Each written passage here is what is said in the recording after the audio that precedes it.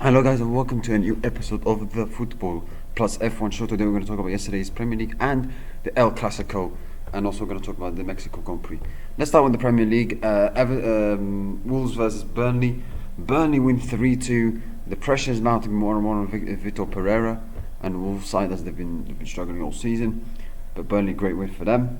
Bournemouth, they go second in the Premier League after beating Nottingham Forest 2-0. Great victory for Bournemouth. Aston Villa beat Manchester City 1-0. I think that's like 6 wins of their last 7 games in all competitions. Aston Villa, they had that old blip against go-ahead Eagles in the Europa League, but they came back and won. They got the goal early on from Matty Cash in 90th minute, and then they stuck up the pressure. They stuck at it and they defended very well. City had some chances, but City, you can clearly see they missed some spark. They had some chances, some possession, but I think Aston Villa deserved to win. I think they defended quite well, and when they had the chance, they took it. City, I don't think that it was a good performance from them, in my opinion. They had some chances, but you look at the players like Phil Foden, you could have done better. Bernardo Silva, not a good performance from him. But good win for Aston Villa, and that's another loss for Manchester City, as they are 6 points now behind the league leaders, which is Arsenal, who beat Crystal Palace 1-0. Another win for Arsenal. Another clean sheet. Thanks to a goal from Ep40 against his former club.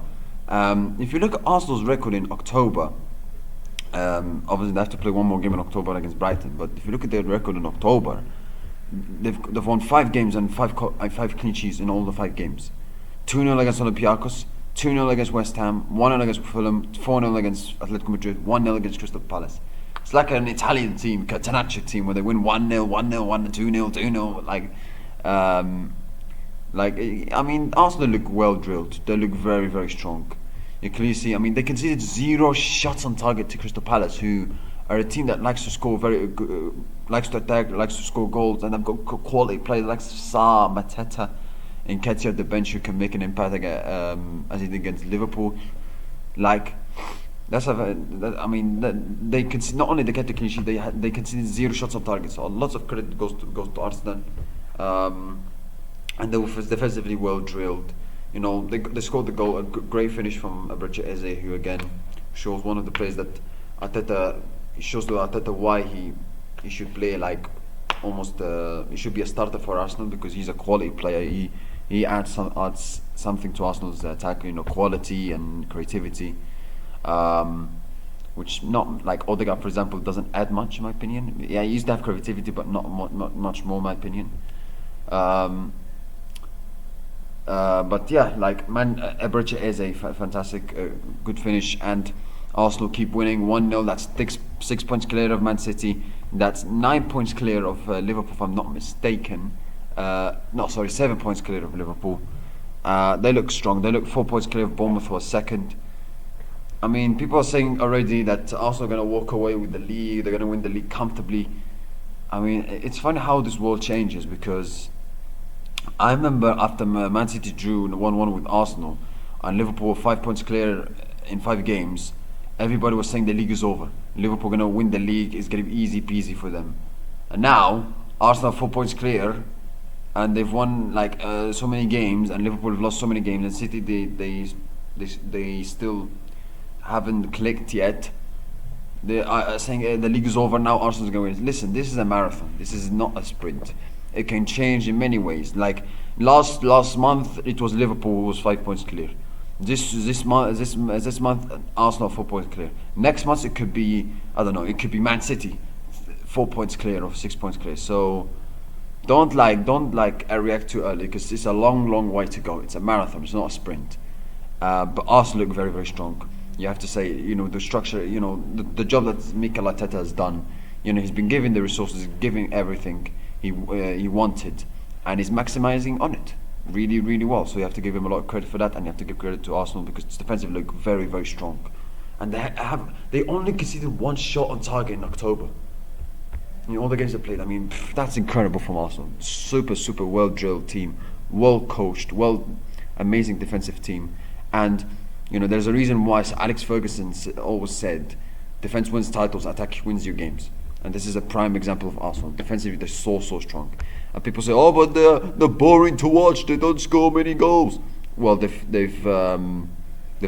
scored the third most goals in the Premier League, and only the fourth most goals joined. And the only teams who score more goals than Arsenal, but only by one goal, was Man City, Tottenham, and Chelsea.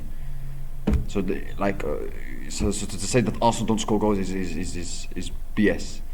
So, but of course they are more focused on the defensive side maybe. Arteta he's being pragmatic. He's a pragmatic coach now, but it's working for him. It's working for him right now. And if he wins the league this season, no one can chat to him. So, yeah, great win for Arsenal. The El Clasico, Real Madrid. Real Madrid against Football Club Barcelona ended at 2-1. The El Clasico, as Real Madrid win the El Clasico. Huge win for Real Madrid. They go 5 points clear of Barcelona in the league, at the top of the table clash for La Liga. And I have to say, Real Madrid deserve to win. They deserve to win. They could have won more, by the way. They should have won by more. They should have won like 4-1, 5-1 or something like that. They were very, very good. In the first half, they had a penalty awarded, and then it was overturned, rightly so, because that was never a penalty. And then Mbappe scores an amazing goal out of nowhere, but because of the offside, which really you want to give offsides for goals like that? Come on. But and it was like tight, like honestly, I don't understand. And then, but it was a salam. But this time Mbappe scored again, and this time it stood, and a great finish. It looked like it could be offside as well, but Kabasi used his hand in the left and he played them onside. So Mbappe scored the first goal, 1-0 to Real Madrid, great finish. And then Barcelona kind of started to wake up a little bit, because Real Madrid were playing really well. In the first 35 minutes, Real Madrid were fantastic. But then after 35 minutes, Barcelona started to wake up, scored a goal, assist from Rashford, great finish from Fermin Lopez. But then 5 minutes later, Barcelona scored you can't concede goals like that. That's long balls in the air. You have to defend that quite well. And Barcelona, defensively, they've been very poor this season. And this is one of the examples. You cannot concede goals like that. But great goal from Bellingham, who got there in the end. 2-1 for Real Madrid. And then the second half, Real Madrid had a penalty. Mbappe missed it. Great save from Chesney. And then it became a bit nervy towards the end, because Real Madrid should have made it more easier. They had the penalty saved. They could have scored more. They should have made their lives easier, but they managed to hold on and win the game in the end. So well done to Real Madrid.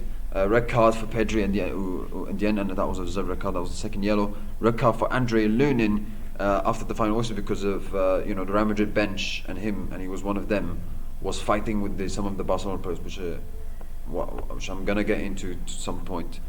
So yeah, this was a deserved win for Real Madrid. They played really well, and you can clearly see they played with determination, motivation, hunger, desire, and they were fired up, especially after the comments of Lamine Yamal during the week. They were fired up, and you can clearly see towards the passion from the players, likes of Carvajal, for example, Vinicius Junior, Carreras. I thought he had a fantastic game. Kept Yamal really quiet.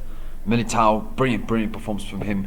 Valverde, from what I heard, he had an injury and he still played. The guy's an absolute warrior. Playing at right back, fantastic from him.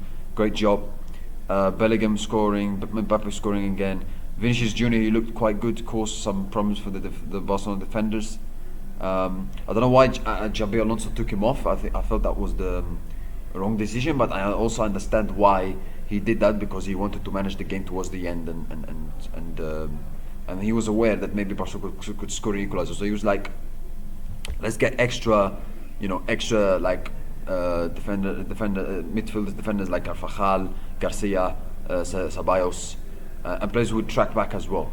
So I understand why he did that. But by the way, the behavior from Vinicius Junior, yes, you might not be happy with the decision, and it's the wrong decision, I have to say, even though I understand it completely. But at the same time, you cannot behave like that.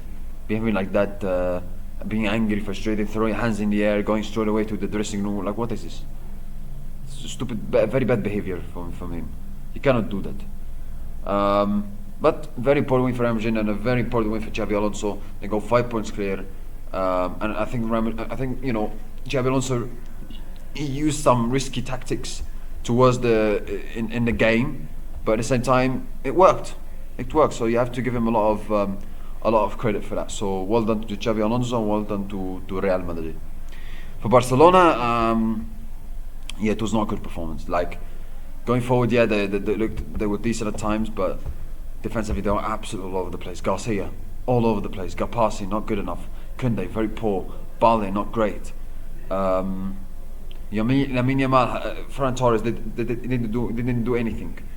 Yamal, very poor performance, and that's what happens when you talk too much, you speak too much, you post ignorance. I mean, Yamal should focus on football instead of posting Instagram stories and saying, "Oh yeah, I'm high." No, just because you're a talented and you're famous footballer doesn't mean you all of a sudden everything is gonna click and you're gonna do everything now. No, you have to prove it, and do the talking on the pitch. Do the talking by your legs, by your foot, not talking by your mouth. And I think that's what one of the biggest mistakes. That's the biggest mistake that Lamine Yamal did. Like, if you want to talk about Real Madrid in this way, like talk about them like in any way, like in any time. But to talk like this about Real Madrid, the favorite referees, etc. And when there's like 2 minutes before 2 days before the Clasico, that was very, very, very risky, and it didn't work. And that's what happens when you comment like this. Players coming for him, Carvajal saying talk now, Vinicius fighting with Yamal. That's what happens when you do this kind of comments. Bellingham saying talk is cheap.